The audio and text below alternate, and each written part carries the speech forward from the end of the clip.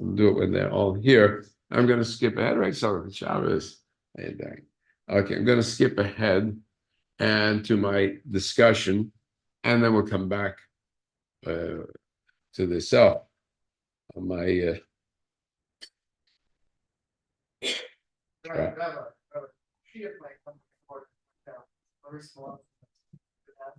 and well, look, I'll go ahead and I will give my thoughts and the time everybody in place. All right, so we're going to go. Those of you who follow things, and I was away for 3 weeks playing hooky. And so Marcelo in your crowd did a good job. I was able to see one of the services. The others didn't get on a Facebook or YouTube stream, but it looked very good. So, very good. Don't, yeah, but just don't get too used to it. All right.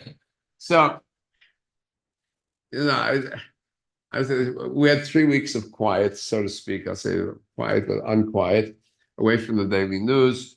And it's because Ofer's brother and wife from Houston, Doron Hilly Zadok, took Ofer's sister and her husband, Ilana Yitzhak Berger, to get them out of Israel for some peace and quiet after the loss of their grandson in combat, and they took us along with them to Australia and New Zealand.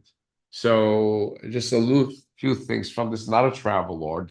Not intended. Don't look at my slide collection about that. So this glacier, that glacier, but talking about some Jewish themes coming through. But just yesterday, the young fellow, it was Rav Samal's Master Sergeant Nadav Yischar Farki. There you can see his picture imprinted on the flag. There was a marathon, Jerusalem marathon, and they dedicated the marathon to the memories of those from Jerusalem that fell. And so there were 40,000 people getting together, running in this marathon. And of course, he was one of the people being remembered there. And they had his name, one of the posters there in big letters. So here the family members gathered together, the parents and the uncles, the cousins. So I think I'm getting back to peace and quiet, and as soon as I come back to LA, in my email box, there's a notice about a swastika drawn in front of the home of a Jewish resident here in West Hollywood. Somebody by the name of Leah Grossman. I don't know if any of you know her. So it got reported, picked up. Fox News, LA Times picked it up also. Jewish woman says camera caught neighbor drawing a swastika on her box of seltzer in front of the door. And so here's the LA Times article. You can go and I'll post it if you want to see it. But what was bizarre is that they show this video and the fellow's walking up to her. He draws this, what seems to be a swastika, and then he goes off, and then she comes out of the door. He says, "What's happening here? I heard something." And he comes by and says, "What happened?" He says, "I don't know." I says, "What's this on my on my box of seltzer?" He says, "I don't know what it is." It's like he didn't know what he himself did just 2 seconds before.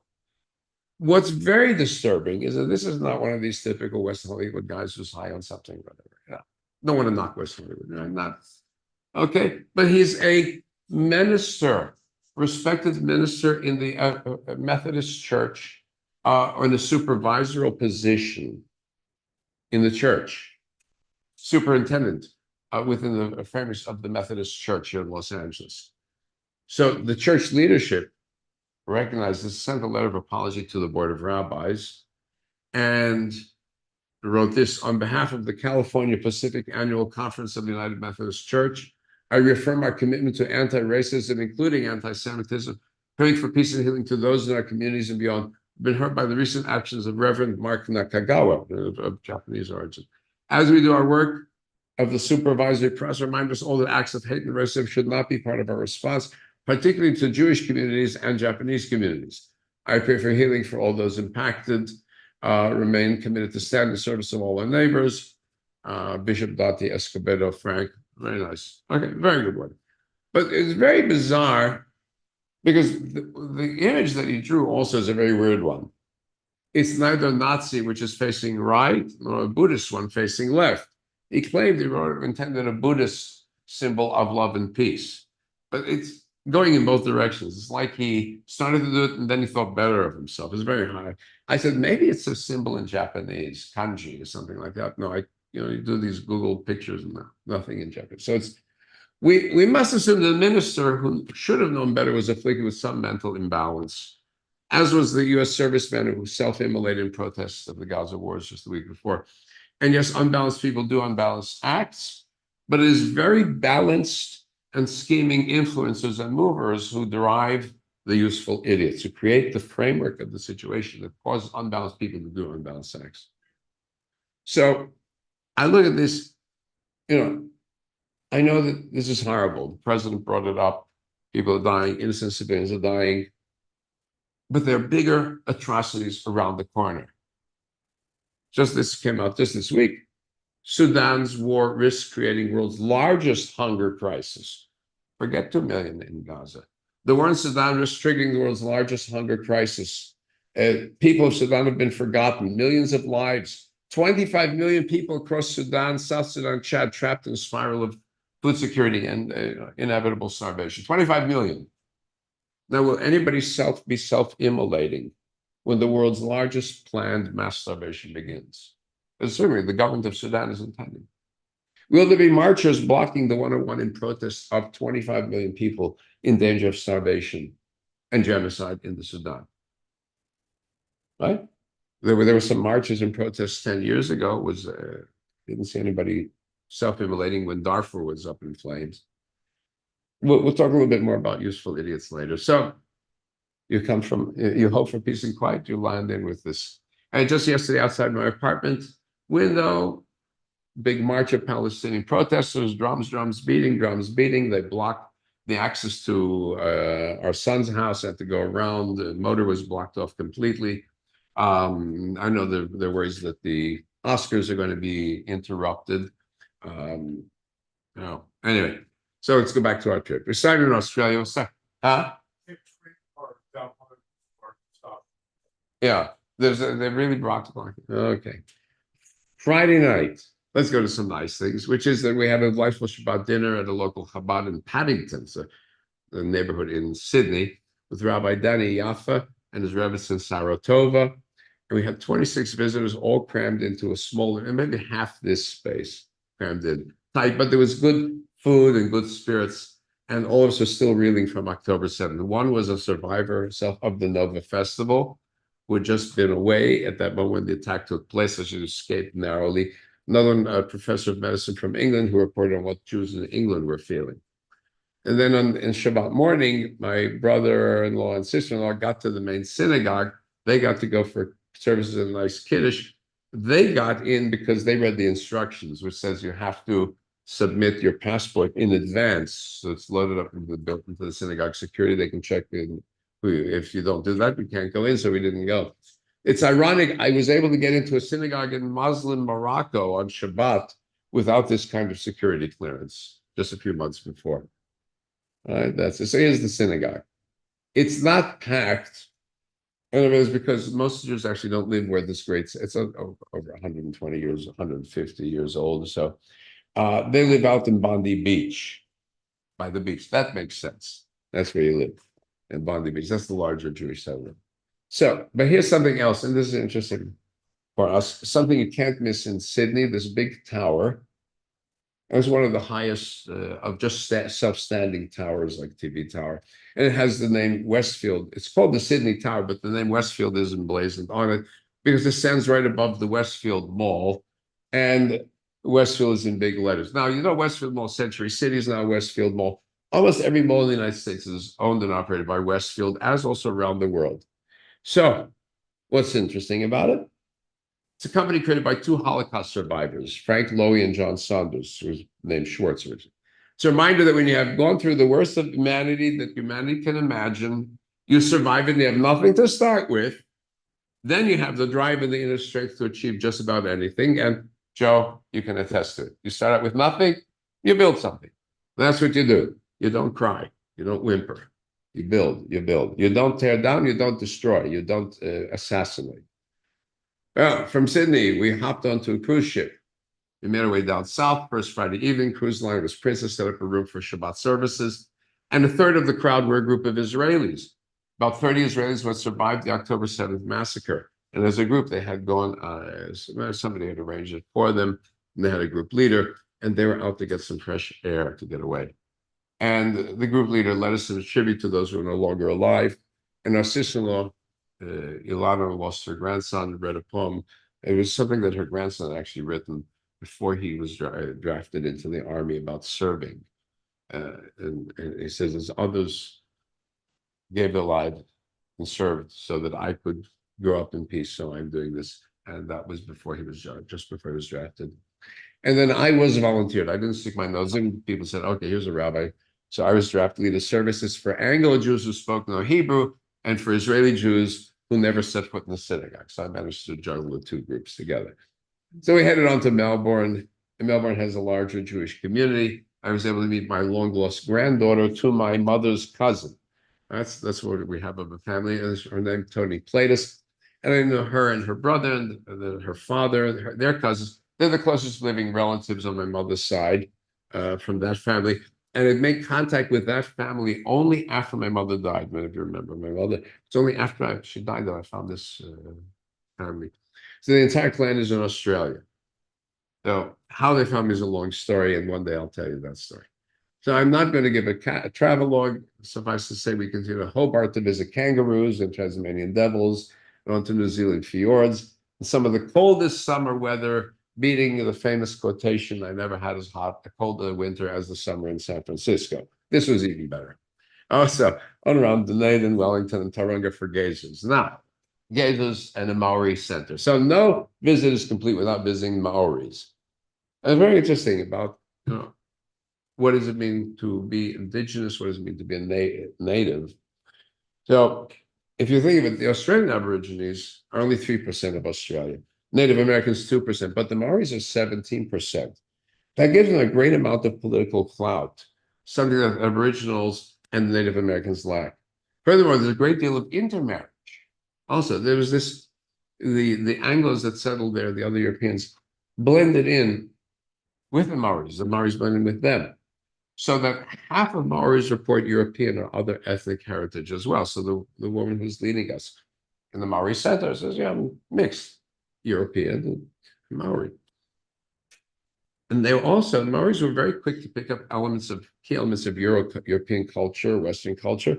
And there's also a reverse process now where there's an interesting identification by the Anglos of the Europeans of New Zealand with the Maoris. So Maori language is now an official language alongside English. And the use of Maori names, kia ora, that's a welcome. They use a lot of Maori phrases and place names and so on. It's interesting, I found this idea of self-identification in Morocco, trying to find one's roots in an older population, even if you're really not part of it. So that in Morocco, they have a large element of the Berber or Amazigh, indigenous peoples with it. And people were very interested in identifying themselves as Amazigh and the official language of Morocco alongside Arabic, because Amazigh, so all the signs are Arabic and Amazigh, Berber. And what's interesting is they also identified to us as indigenous Jews.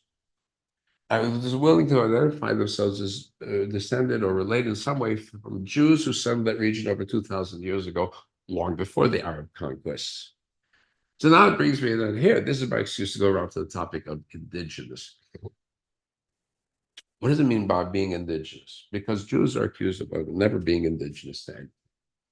So the Aboriginals of Australia, maybe the record holders, they arrived from Eastern Asia about 65 to 70,000 years ago. They beat the Native Americans who came here from Northeast Asia maybe 14 to 30,000 years ago. And in that sense, the Maoris are Johnny come lately because they came into New Zealand from other Polynesian islands by their own records around the 1300s. Beating the Europeans by some 500 years, it's not by that big a difference. And maybe it's parts of southern New Zealand, they may have actually settled around the same time that the Anglos settled because it was just colder country. So it brings me the question of, indigenous. What does it mean to be indigenous? And why only Jews are not allowed to identify as indigenous? That's part of this debate about the rights of Jews to be in Israel to begin with. Despite a continued Jewish presence, large or small, and continued attempts at return to the land of Israel, despite being blocked by different governments. And it goes back longer than the Arab conquest, longer than the Roman conquest, back to the early Israelite tribes over 3,000 years ago. But we're also a diaspora, scattered, and hence we're in a precarious position always. And there's something, in a sense, with the Maoris tied in this article. You'll see Greeks and Jews, two diaspora peoples. So the history of the two groups reveals the center implication of ideology holds that some people are more natural to a place than others.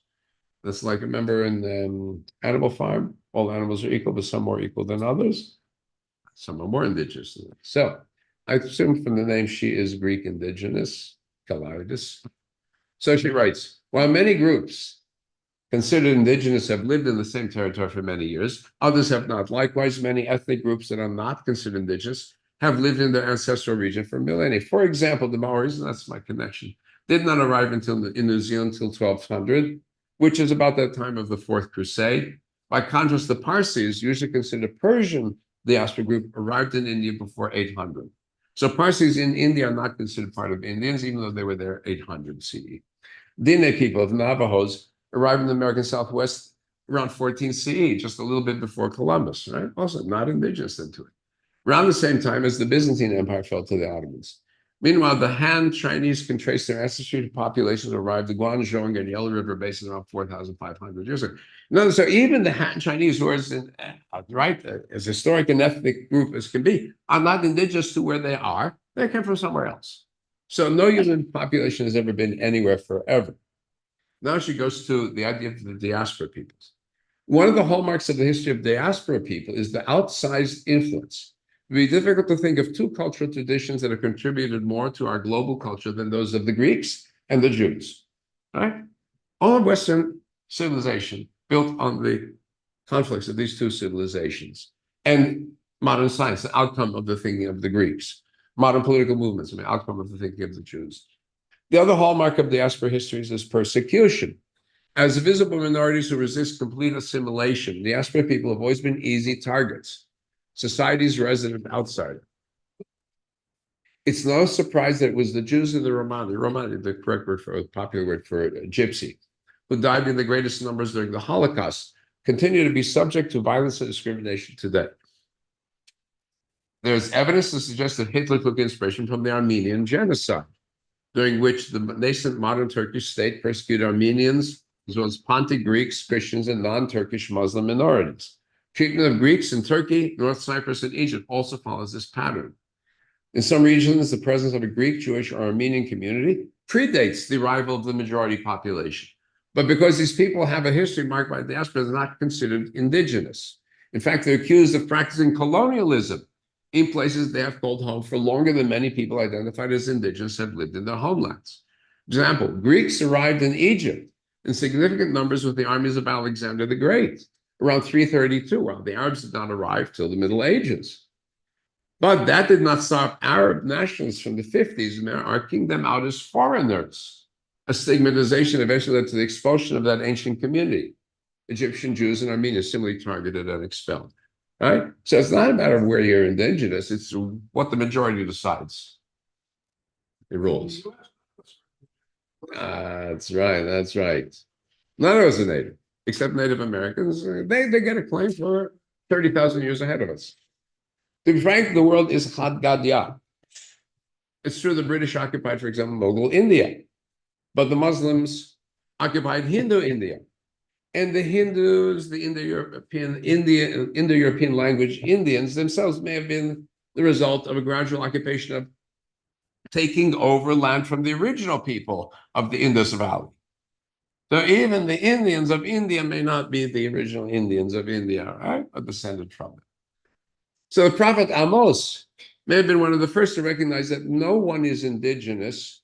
God moves peoples around the globe. He says, I took the Philistines from Kaftor, Crete, and I took the Arameans from Kir, across the Euphrates. So now, I turn my thoughts to anti-Zionists and often anti-Semitic protests around the world and what we saw in Australia and New Zealand. I found this notice from The Guardian about anti-Semitic chants at a pro-Israel rally. The blood was still wet on the ground in Israel. This is October 9th, so 2 days after.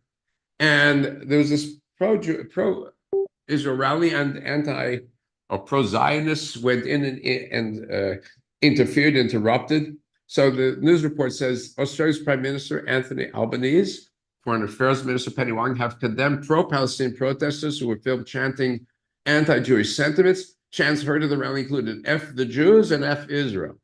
On Sunday evening, pro-Palestinian protesters marched from Sydney Hall to the Sydney Opera House to protest because it was lit up with solidarity with Israel.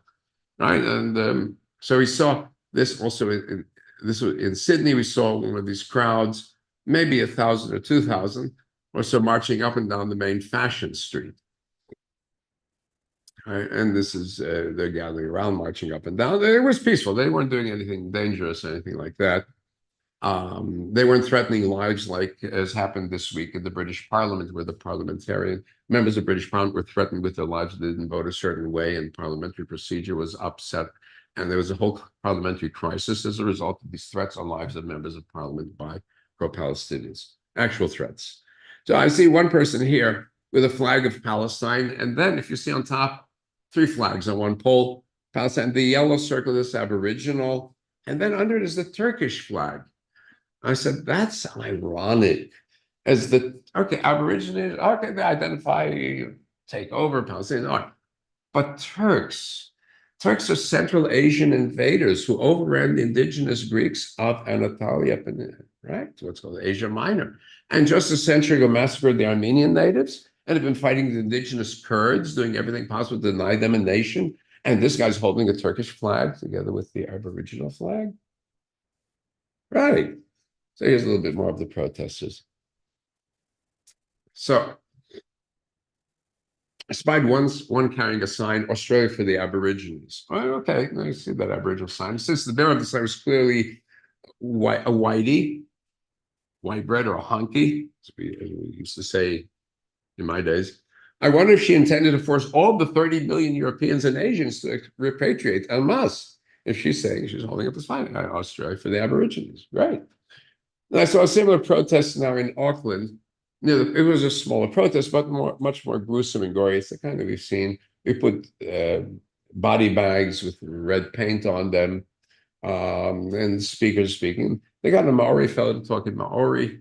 They're using the Zealand symbols, Maori symbols, the LGBT flag. Right, you're going to be thrown off the top of the building in Gaza if there's one left alive to standing to be thrown off of. But okay. So I listened to speakers rattle off the numbers of those killed by Israeli forces. And one of the things they said is, I hear a number of 400 children killed just in the West Bank in this period. When I go online to Palestinian sources, it's a much smaller number by a factor of 10. They say, okay, but I'm speaking, I can throw out any number I want because nobody's going to fact check.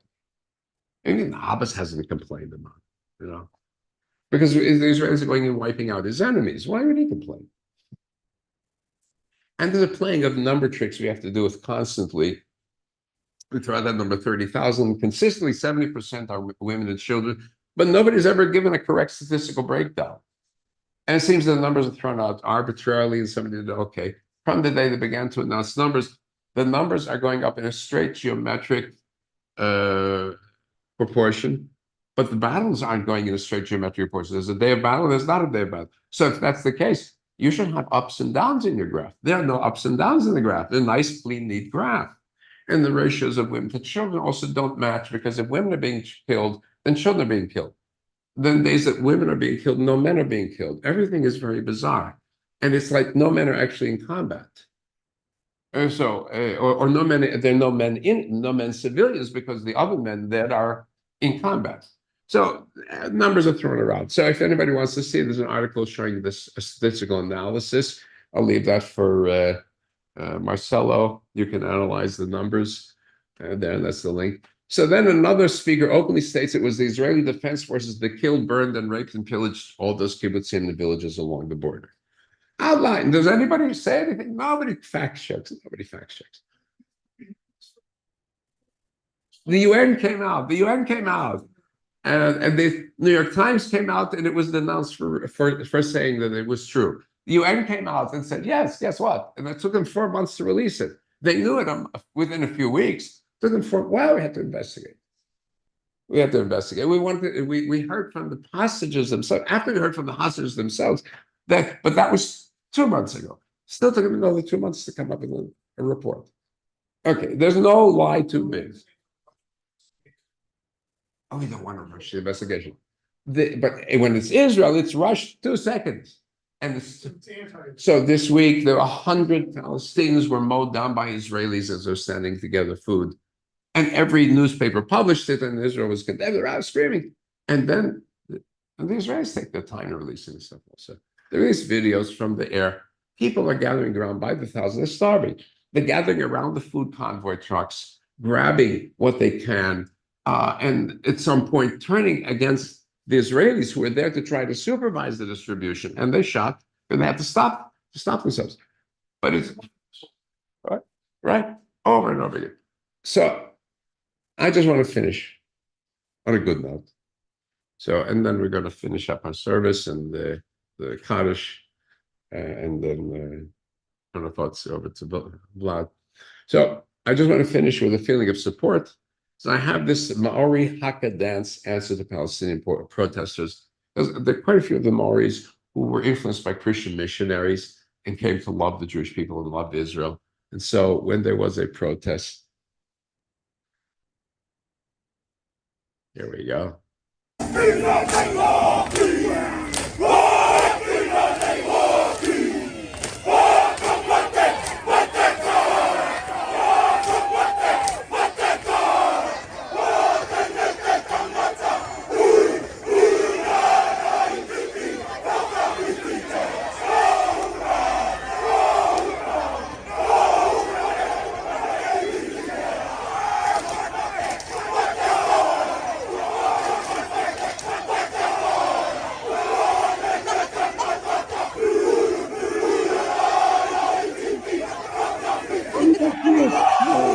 Hold on.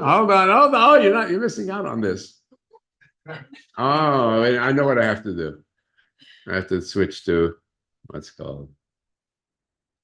Oh, and yeah, I'm seeing this whole thing, and you're not. All right, let's get back to it now. You get the whole thing from the beginning. All right, there we go.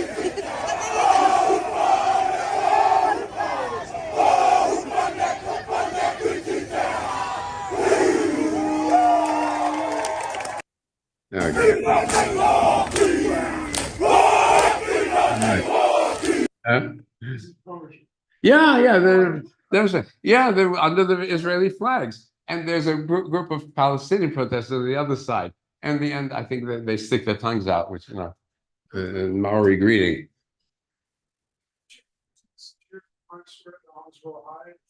Yeah, I've never seen Times Square light up like that. There were over 4,000 kids right about. Mom Israel. Times Square. Yeah. So, as much as there were these protests then in Sydney, and it was just the day that we were boarding the ship, so we had to go before we could get to it. But I did see this never again pledges as Jews and Christians rally together.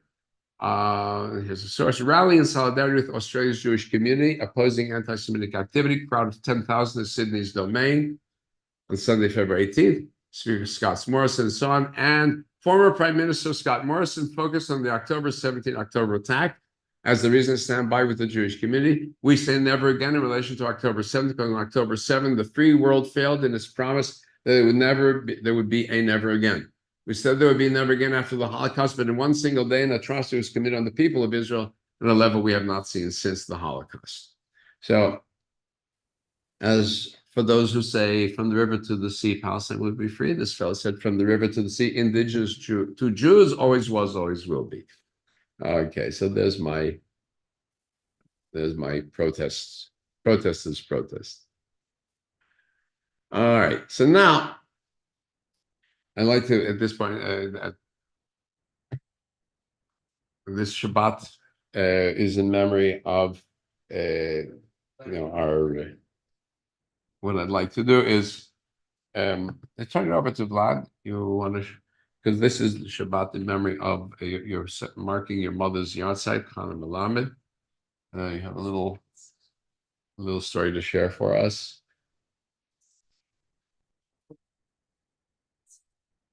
Yeah. Okay, you're going to put it up?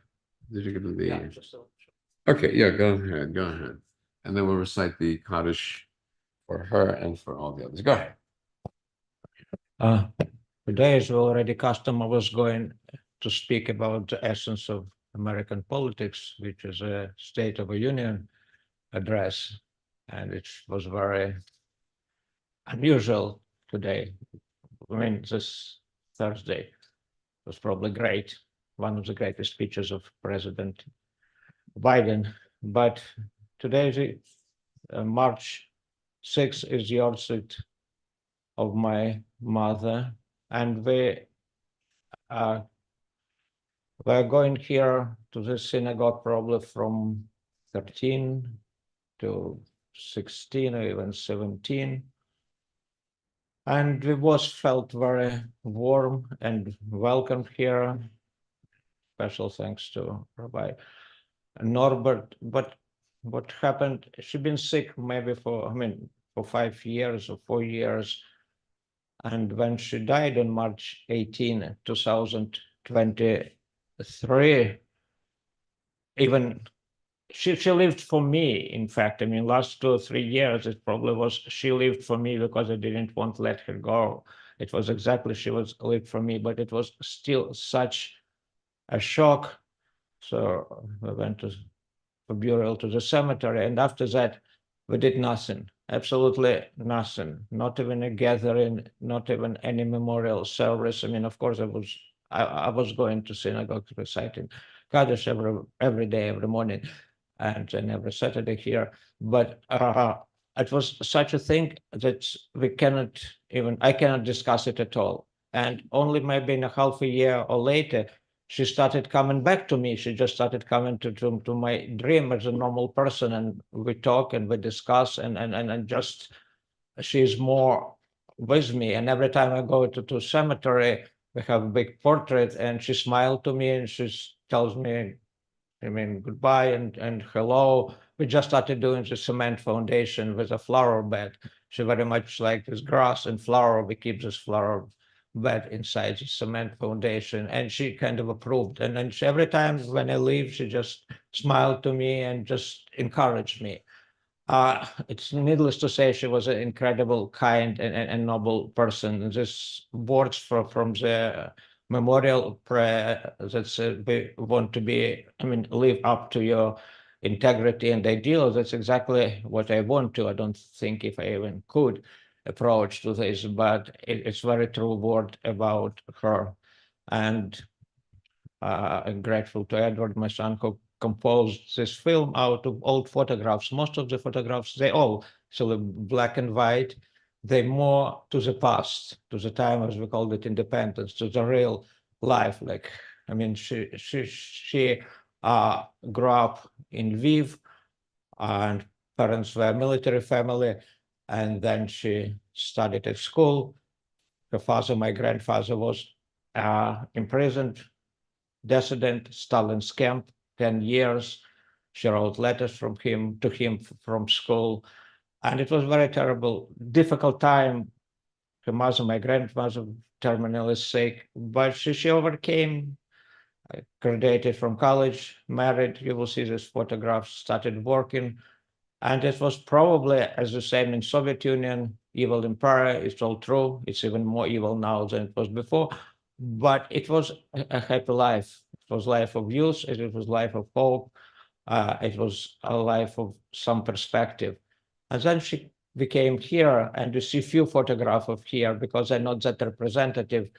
But my late father and her were doing everything to to help us, to help children, and to take everything as it is. And I don't know very much to talk because it's not a political topic when I can talk endlessly. So it's something else. It's very, very personal. So just thank you, Anya. Thank you. You with me. You lived for me, and I hope I can be like you. You mean your nobility, your kindness, your thinking, your way of understanding things, and your most of all tolerance. Thank you. I love you. I will shoot a short film.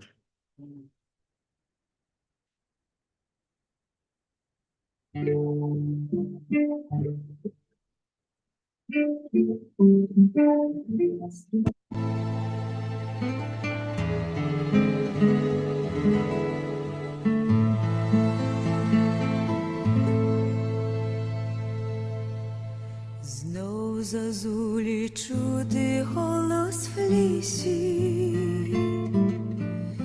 ластівки гніздечко звили в стрісі, а вівчар жене отару плаєм, тьохну пісню соловей за гаєм. Всюди буйно квітне черемшина,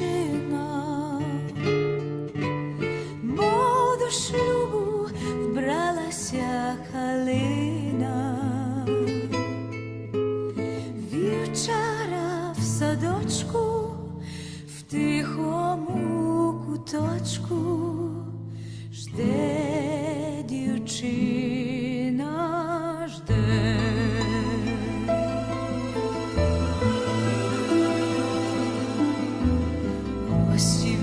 Червівці біля броду, з черемоша п'ють холодну воду. У садочку вівчара зустрічає дівчинонька, що його кохає. Всюди буйно квітне черемшина, мов до шлюбу вбралася калина. Вівчара в садочку, в тихому куточку жде дівчина, жде. Всюди буйно квітне черемшина, мов до шлюбу вбралася калина. Вівчара в садочку, в тихому куточку жде дівчина, жде.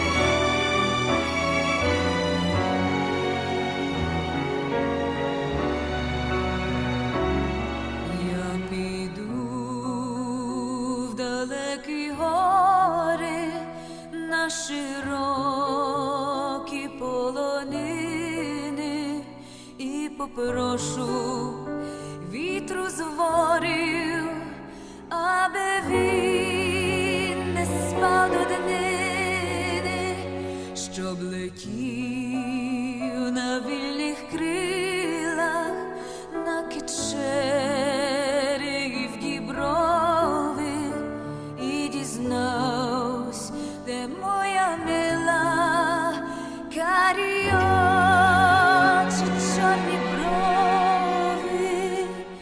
Мила моя, люба моя, світи ясен світ. Я несу в очах до тебе весь блакитний світ. Я несу любов зажуру, мрію молоду. І сади цвітуть для мене, як до тебе йду.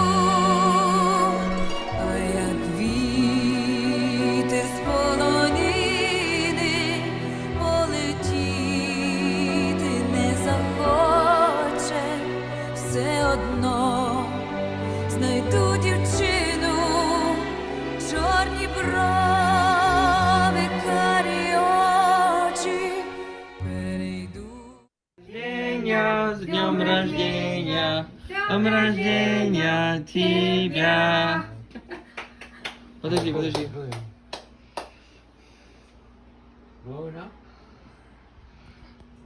Лапка, подуй на свечку. Давай вместе подуем. Подуй. Молодец, еще подуй. Подуй. Еще чуть-чуть. Ура! Еще, подуй. А нету Подуй. духа нету. О, молодец! О, молодец! Ну что, давай.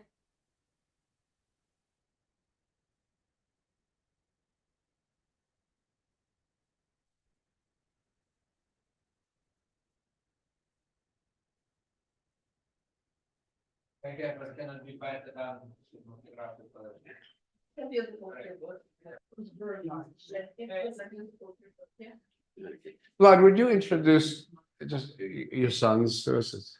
So we know. Introduce your sons to us. Yeah. Edward, film director, and Alex. You just probably step away for a moment. Alex is sitting over there? Yeah. Okay. Over there, okay. Okay. So, beautiful tribute to your mother. Your mother was from Lviv and my mother was from Lviv, and I just felt a sense of commonality there. The city called the Paris of East Europe. Lviv, Lvov, Lemberg, right? Multiple names, depending which decade you are living in.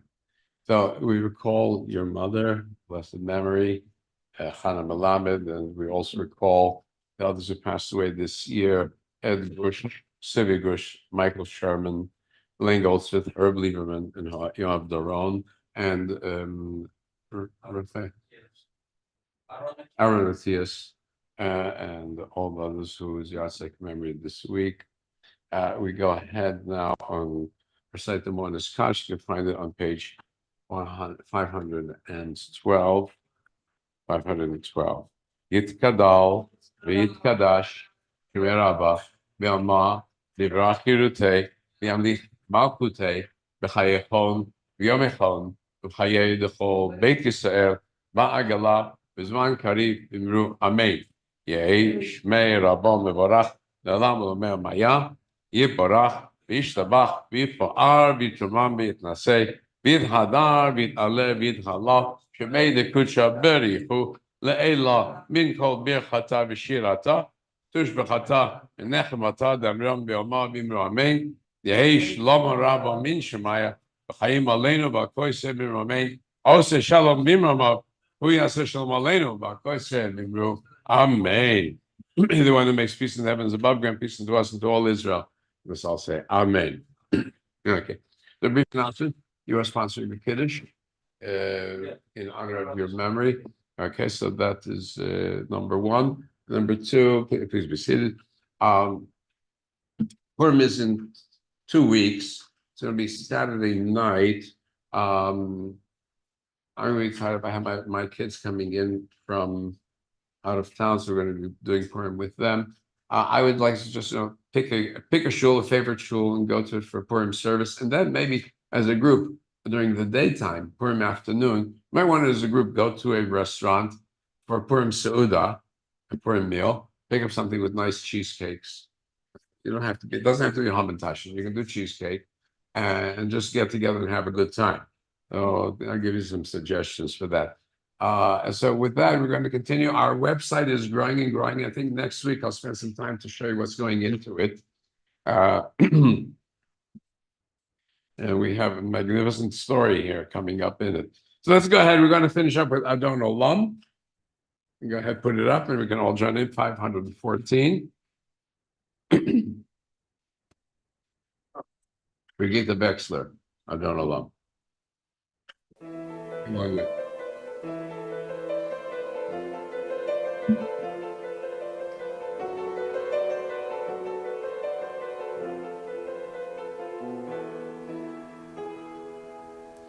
אדון עולם, אשר מלך בטרם כל יציר נברא, לעת נשא בחפצו כל, אזי מלך שמו נקרא, ואחרי ככלות הכל לבדו ימלוך נורא, והוא היה והוא הווה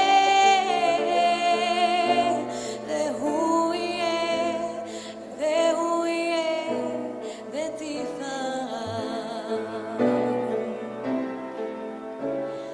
אדון עולם אשר מלך בטרם כל יציר נברא, לעת נשא בחפצו כל, אזי מלך שמו נקרא, אחרי ככלות הכל לבדו ימלוך נורא, הוא היה והוא הווה והוא יהיה בתפארה. אדון עולם אשר מלך בטרם כל יציר נברא, לעת נשא בחפצו כל, אזי מלך שמו נקרא, אחרי ככלות הכל לבדו ימלוך נורא, הוא היה והוא הווה בתפארה, והוא היה והוא הווה בתפארה. אדון עולם אשר מלך בטרם כל יציר נברא, לעת נשא בחפצו כל, אזי מלך שמו נקרא, ואחרי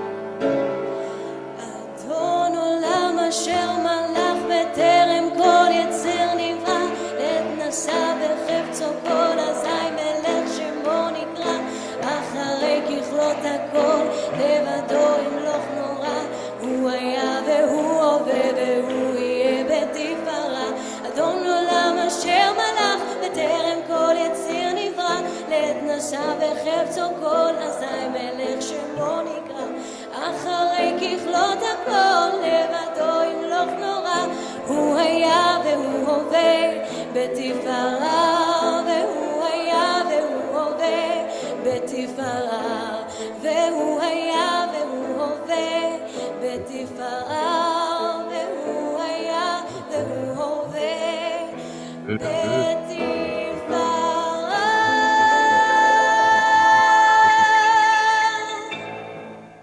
Shabbat shalom to everyone, to all those watching us online. I see a Gidon and Lisa to you too. Shabbat shalom. To those watching on Facebook and YouTube, Shabbat shalom.